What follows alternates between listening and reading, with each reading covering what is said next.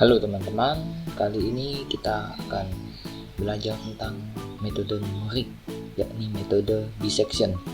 Jadi, apa itu metode bisection? Oke, teman-teman bisa membaca tulisan saya di blog saya.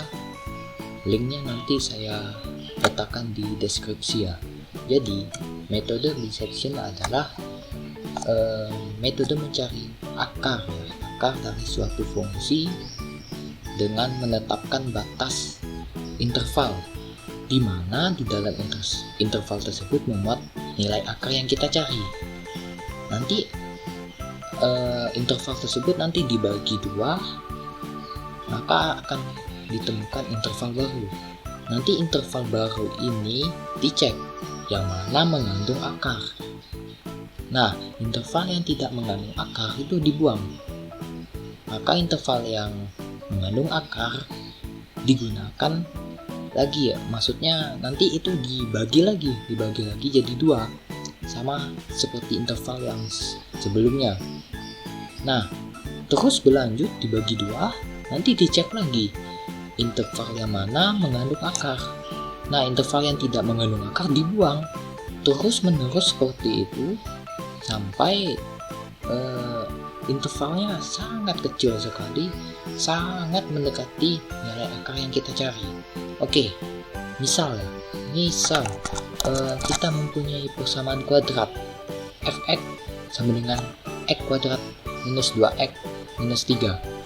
Kalau diplot itu seperti berikut. Mana ya?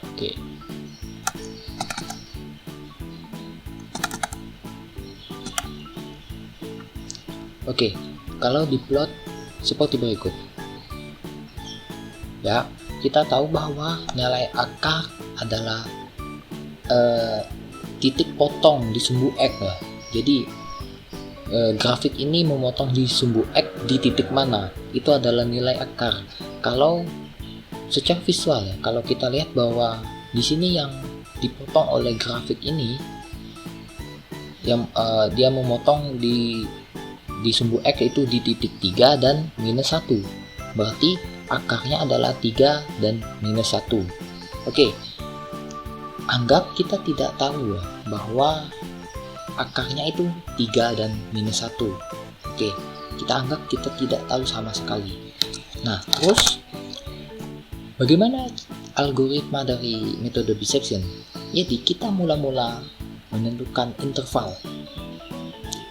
Sudah saya jelaskan sebelumnya bahwa interval tersebut mengandung nilai akar. Nah, di sini kita telah tentukan bahwa intervalnya adalah A sampai B. Oke, nilai A sampai B. Ini bebas ya, bisa di sini atau di sini B-nya. Yang penting di antara A dan B itu mengandung akar, yakni 3. Nah, terus nilai A dan B tadi kita bagi dua. Nah, sebut saja ini C. Jadi C ini adalah A tambah B dibagi 2, atau nilai tengah ya. Nilai tengah interval A sampai B. Oke. Nah, dari interval A sampai B dibagi 2, maka ada interval baru. Ada 2 interval baru, yakni interval A sampai C dan interval C sampai B.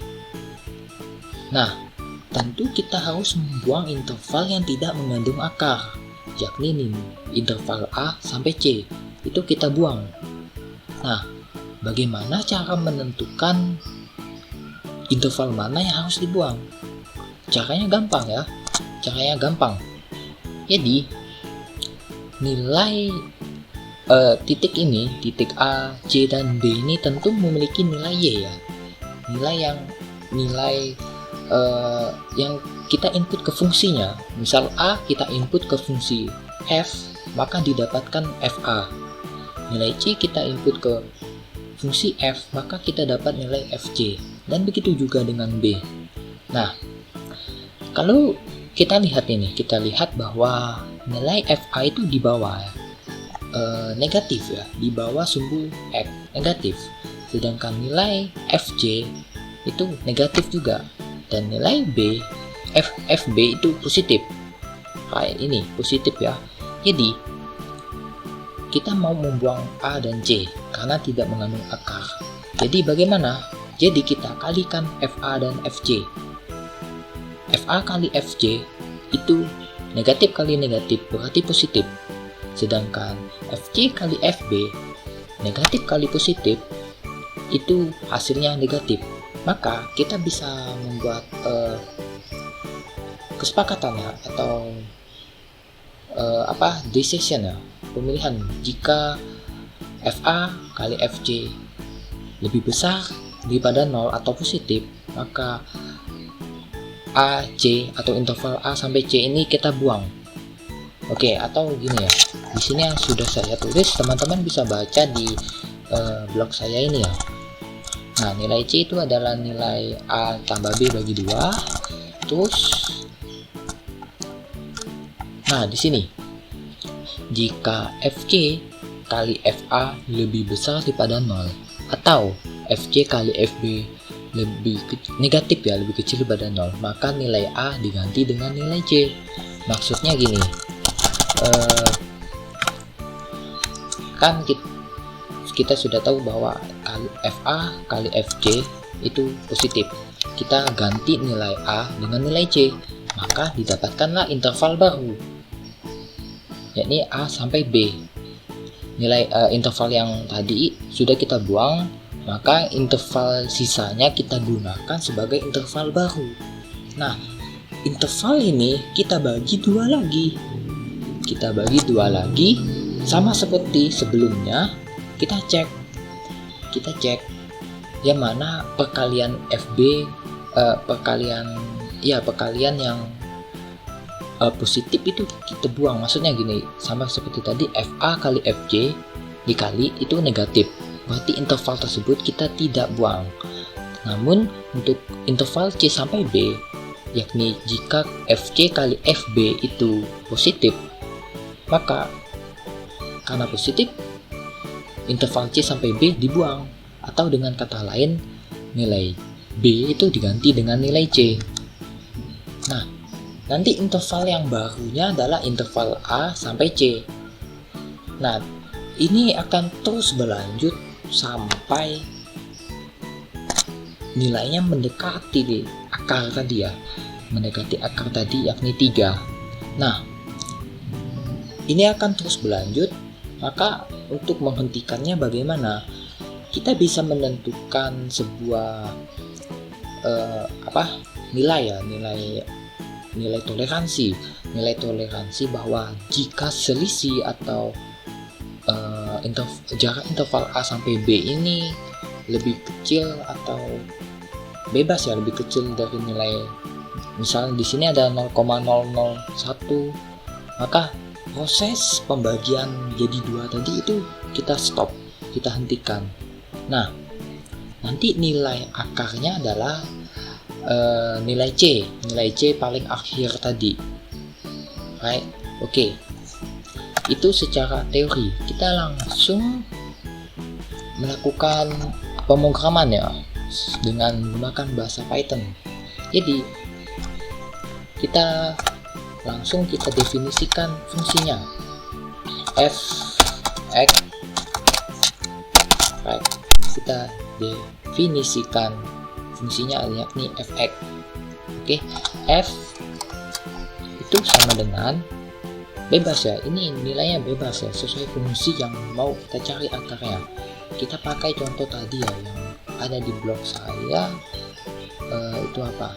Ini ya, ini x kuadrat minus 2x minus 3.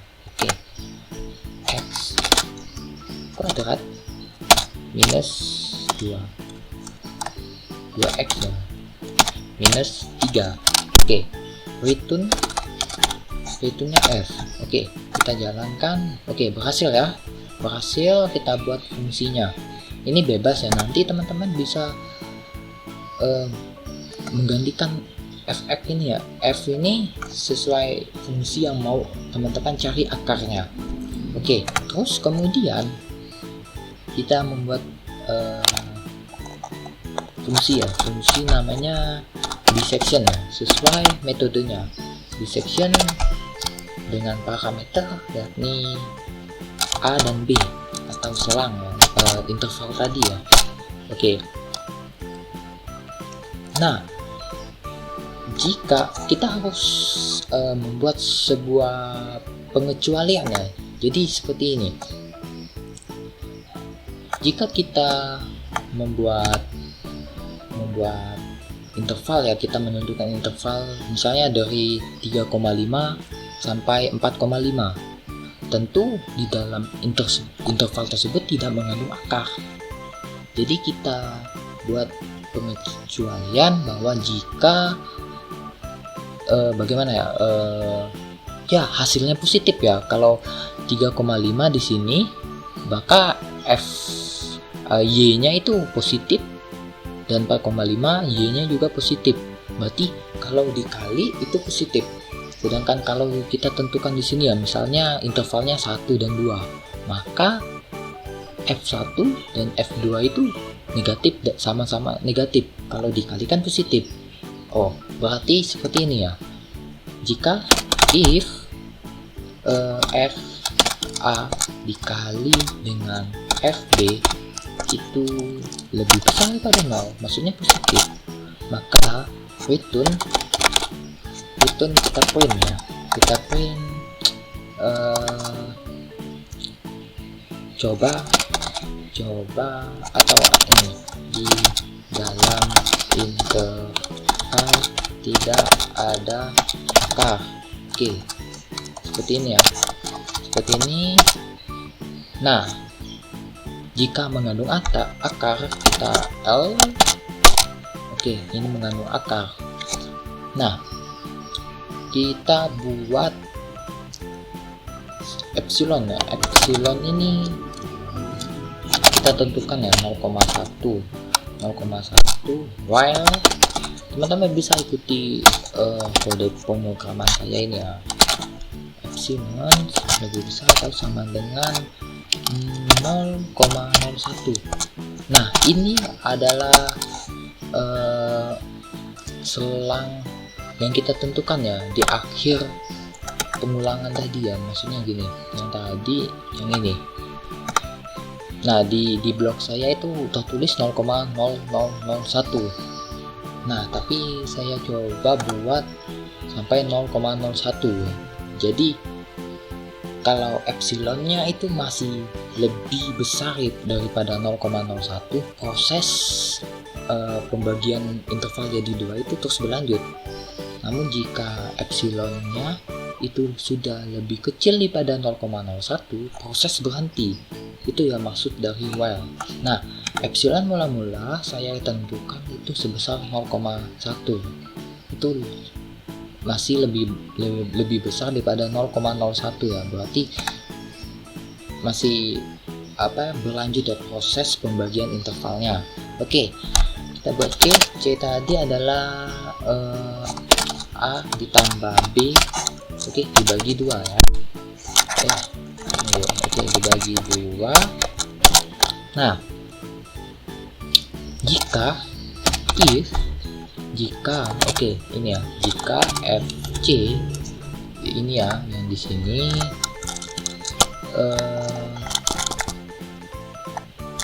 ini ya, jika FC kali FA positif ya, seperti yang saya jelaskan sebelumnya, FC kali FA itu positif atau lebih besar daripada 0. Oke, 0, maka A itu sama dengan C ya, sesuai di blog saya. FC kali FA itu lebih besar daripada 0, maka nilai A diganti dengan nilai C, atau A sama dengan C. Itu interval yang baru maksudnya. Namun jika tidak, else, maka B-nya digantikan dengan C. Oke, setelah itu kita buat epsilonnya itu adalah mutlak dari selisih A dikurang B ya. Ini ABS ini ada sebuah fungsi Python untuk mutlak ya, absolut maksudnya.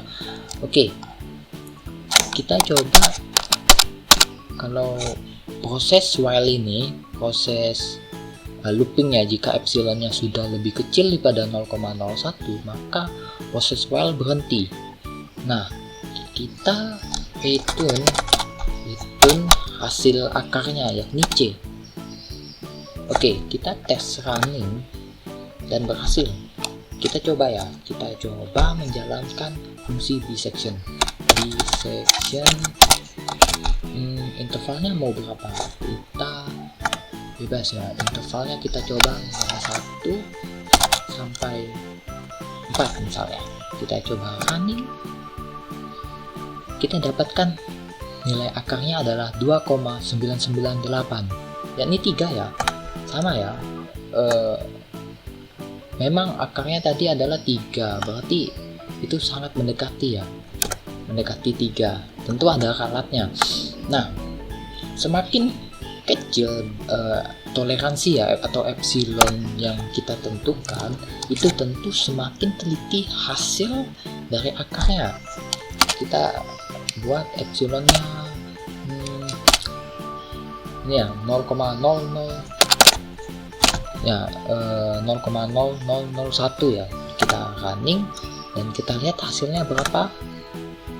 Nah, teman-teman bisa lihat bahwa hasilnya itu 2,9999698 ya. Jadi hasilnya itu sangat mendekati akarnya yakni 3. Oke, kita coba misal kita buat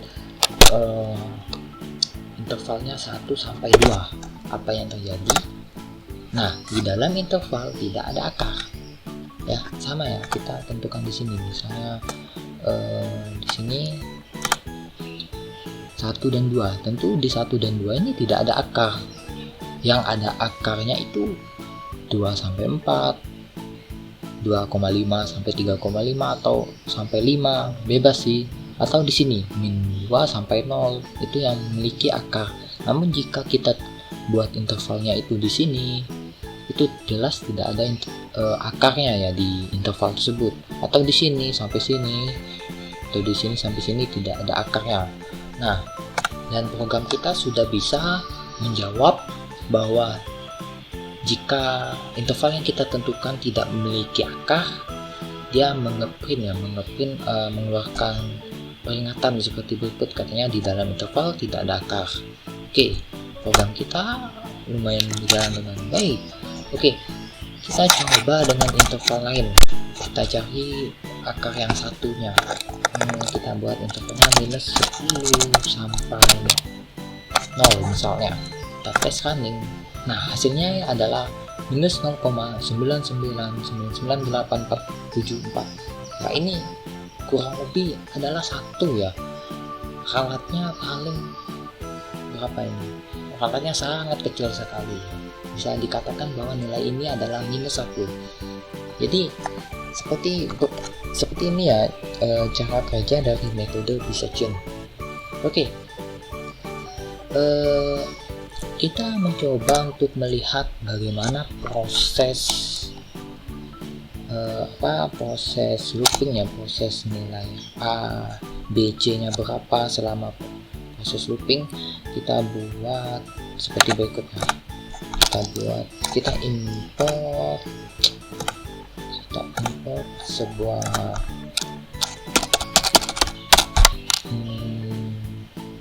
library ya, sampai smp.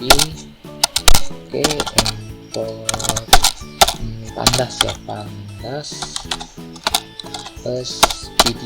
Oke, kita tes running.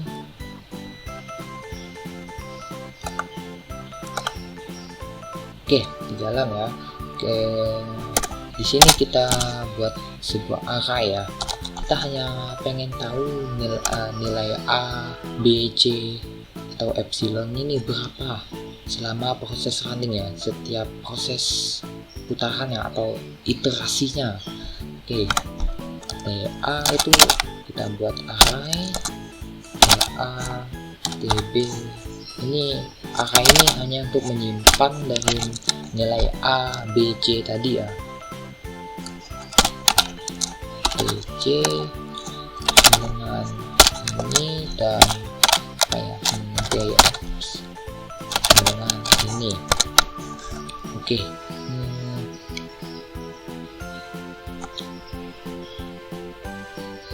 Dimana di sini atau gimana ya?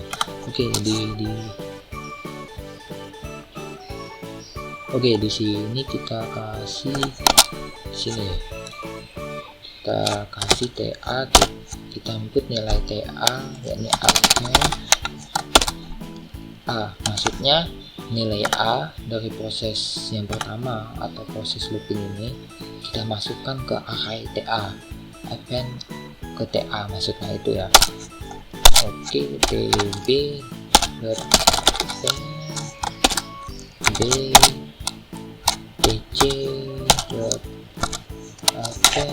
c right, dan di sini epsilon t epsilon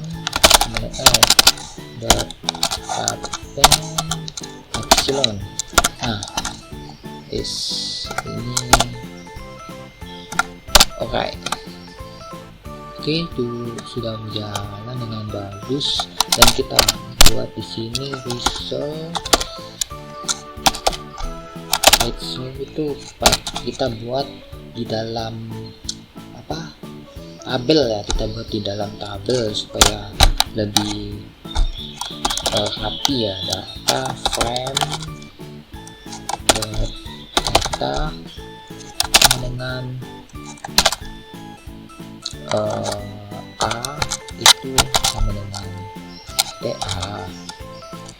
Oke, dan B itu sama dengan TB, dan C itu sama dengan TC, dan epsilon itu sama dengan TX, dan kita return resultnya. Kita tes apakah berjalan dengan baik. Oke, berjalan dengan baik. Kita coba running ya, kita running yang ini, kita run. Nah, didapat ya proses iterasinya bagaimana. Nah, kita tentukan interval tadi, interval nilai A nya -10, B nya 0. Jadi prosesnya seperti ini. C itu nilai tengah ya, nilai tengah antara A dan B itu -5, epsilonnya 5, terus ini berlanjut, ini makin kecil.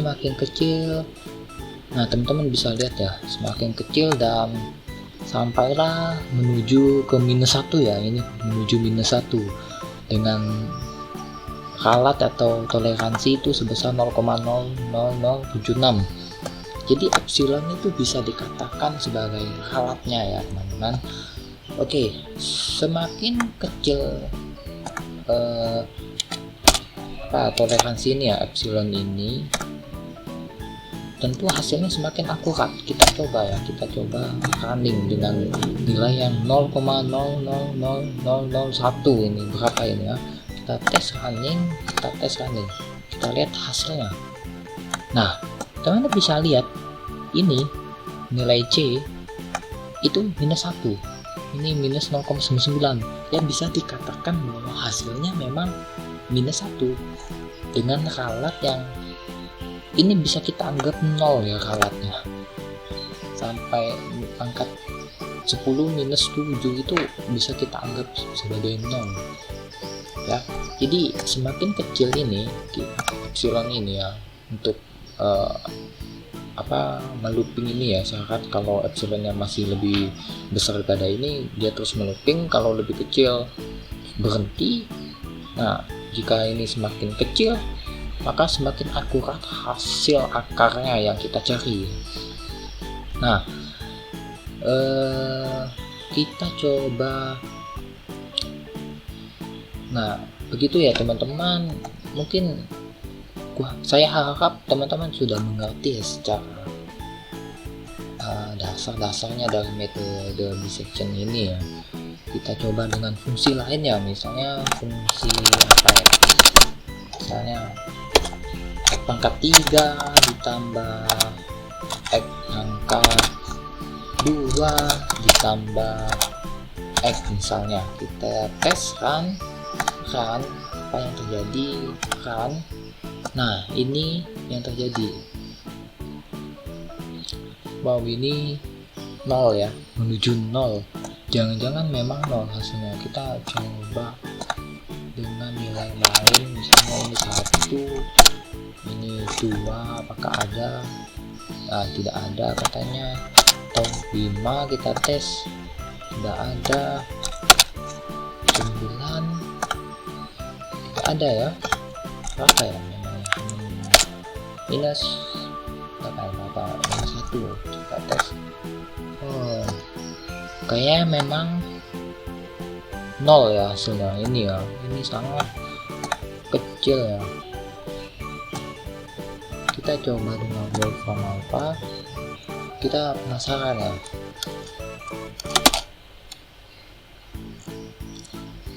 Wolfram alpha jadi berapa ya, akar berapa yang kita bilang ini ya, X pangkat 3. Oke, X pangkat 3 tambah X pangkat 2 tambah X ya, sama dengan 0 ya. Kalau untuk mencari akar, tes jalankan, kita tunggu ya teman-teman. Apa ini? Wah, kok jadi ini dulu. X pangkat 3 tambah X pangkat 2 tambah X. Tes. Kita lihat ya plot dari grafiknya itu bagaimana. Oh memang ya, akarnya itu memang di 0 ya teman-teman. Ini memotong 0 ya. Coba kita besarkan. Oh tidak bisa ya, memang menuju 0 ini ya. Wajar hasil dari program kita tadi itu ini menuju 0 ya, menuju 0 ya. Kita coba lebih kecil lagi, epsilonnya kita lihat. Oh iya, ini pangkat 10 minus 9 ya, menuju 0. Oke, ini ada nilai minus 1 pangkat 2/3 minus 1 pangkat berapa itu? Dan ini berapa ya ini?